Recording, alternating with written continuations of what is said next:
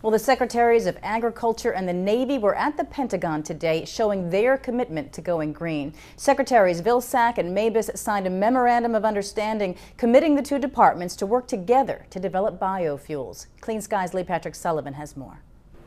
Fittingly using a pen made from an Iowa corn cob, Agriculture Secretary Tom Vilsack and Secretary of the Navy Ray Mabus signed an agreement that could make the Navy the greenest branch of the military. The Memorandum of Understanding will pool the resources of the two departments to make biofuels available to Navy vehicles, ships, and planes. The capacity for us to move away from unreliable foreign sources of energy puts us back in control of our energy destiny. And I think that the military probably understands that better than just about anyone.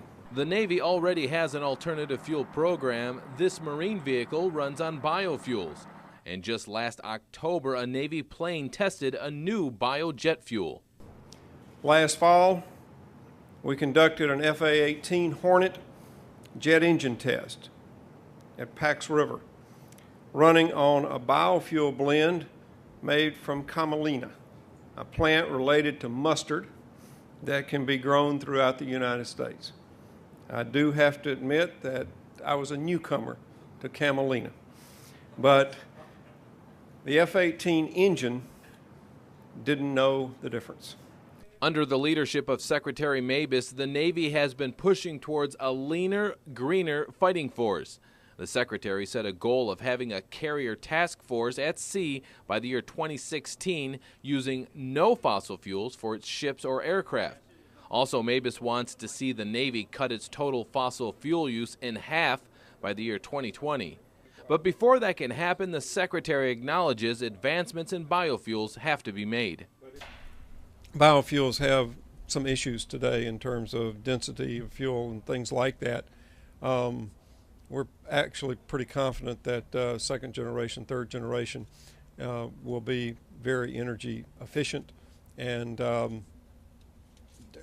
very clean. Secretary Vilsack says those advancements will come now that there is a commitment from the branch of the country's largest user of fossil fuels. We are talking about not just a year-long commitment, not even a commitment that will be the commitment of a single administration.